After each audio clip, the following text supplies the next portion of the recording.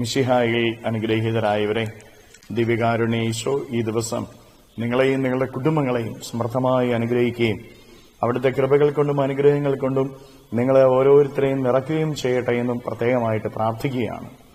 വിശുദ്ധ മർക്കോസിന്റെ സുവിശേഷത്തിന്റെ 11-ാമത്തെ അധ്യായത്തിന്റെ 12 മുതൽ 14 വരെയും 20 മുതൽ 26 വരെയുമുള്ള തിരുവചന ഭാഗങ്ങളിൽ നമ്മൾ വായിച്ച് ധ്യാനിക്കുമ്പോൾ, ഈശോനാഥൻ ബഥാനിയായിൽ നിന്ന് വരുമ്പോൾ അവന് വിശന്നു. അപ്പോൾ തൊട്ടടുത്ത് തന്നെ തളിർത്തു നിൽക്കുന്ന ഒരു അത്തിമരം കണ്ടപ്പോൾ അതിൽ നിന്ന് പഴം ലഭിക്കുമെന്ന് കരുതി അവൻ അതിന്റെ അരികിലേക്ക് കടന്നു ചെല്ലുക. എന്നാൽ ചെന്നപ്പോൾ പഴങ്ങളൊന്നുമില്ല.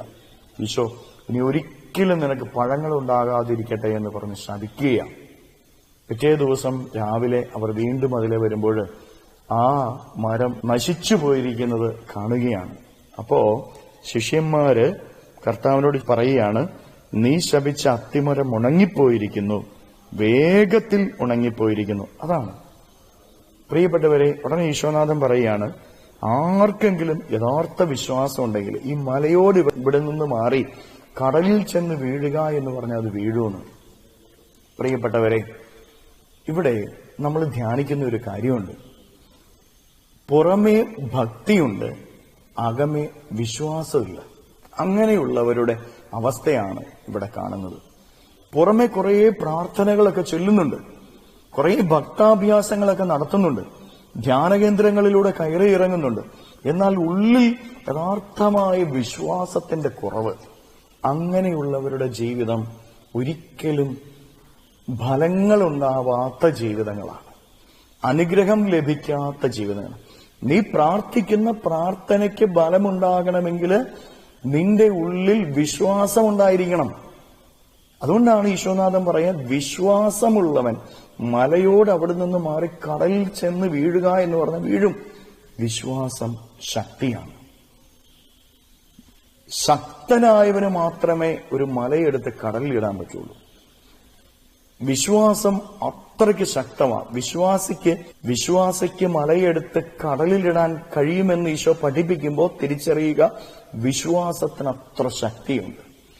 ദൈവത്തിന്റെ മനസ്സിലാക്കാനുള്ള ശക്തിയുള്ളതാണ് വിശ്വാസം. എന്റെ ദൈവത്തിനൊന്നും അസാധ്യമല്ല, എന്റെ ദൈവത്തിനെല്ലാം സാധ്യമാണെന്നുള്ള ഉറച്ച ബോധ്യം നമ്മുടെ ഓരോരുത്തരുടെയും ഉള്ളിൽ ഉണ്ടായിരിക്കണം. പ്രിയപ്പെട്ടവരെ, ഞാൻ പ്രാർത്ഥിക്കുമ്പോൾ ഉള്ളിൽ വിശ്വാസം ഉണ്ടാകും. ഉള്ളിൽ കിട്ടുമോ ഇല്ലയോ എന്നുള്ള ഒരു ചോദ്യത്തോടു കൂടെയാണ് നീ പ്രാർത്ഥിക്കുന്നതെങ്കിൽ നിന്റെ പ്രാർത്ഥനയ്ക്ക് അനുഗ്രഹം കിട്ടില്ല. അതുകൊണ്ട് ഉള്ളിൽ നിറയെ വിശ്വാസം ഉണ്ടായിരിക്കട്ടെ. ആ വിശ്വാസത്തിൽ നിന്ന് പ്രാർത്ഥന സമർപ്പിക്കുക. അപ്പോൾ നിന്റെ സകല കാര്യങ്ങളും ദൈവം സാധിച്ചു തരും. ദൈവത്തിന്റെ ഉള്ളിനെ മാറ്റിമറയ്ക്കാനുള്ള ശക്തി വിശ്വാസത്തിനുണ്ടെന്ന് തിരിച്ചറിയുക. കരങ്ങളെ യാചനയോടെ പിടിച്ച് ഈ ദിവസത്തിലെ എല്ലാ കാര്യങ്ങളെയും ഈശോയ്ക്ക് കൊടുത്ത് നമുക്ക് സ്തുതിക്കാം. ഹല്ലേലൂയ, നന്ദി. Hallelujah, hallelujah, hallelujah, hallelujah, hallelujah, hallelujah, hallelujah. കർത്താവായ ഈശോയെ, മക്കളെ ഓരോരുത്തരെയും സമർപ്പിക്കുന്നു. ഓരോരുത്തരെയും അനുഗ്രഹിക്കുകയും ആശീർവദിക്കുകയും ചെയ്യണമേ. ഇവരുടെ ജീവിതങ്ങളിലേക്ക്, ഇവരുടെ അധ്വാനങ്ങളിലേക്ക് അങ്ങ് ഇറങ്ങിച്ചെന്ന് ഇവരെ സംരക്ഷിക്കുകയും സഹായിക്കുകയും ചെയ്യണമേ. ഇവരുടെ ജീവിത വഴികളിൽ നിന്ന്, അധ്വാന മേഖലകളിൽ നിന്ന് സർവ്വ തിന്മകളും ബന്ധനങ്ങളും കെട്ടുകളും പിശാചിന്റെ ഉപദ്രവങ്ങളും നാരകീയ ശക്തിയുള്ള പ്രവർത്തനങ്ങളും പൈശാചിക ശക്തിയുള്ള പ്രവർത്തനങ്ങളും ബന്ധിച്ചു നിർവീര്യമാക്കി നരകാഗ്നിയിലേക്ക് അട്ടിപ്പായിക്കുന്നു.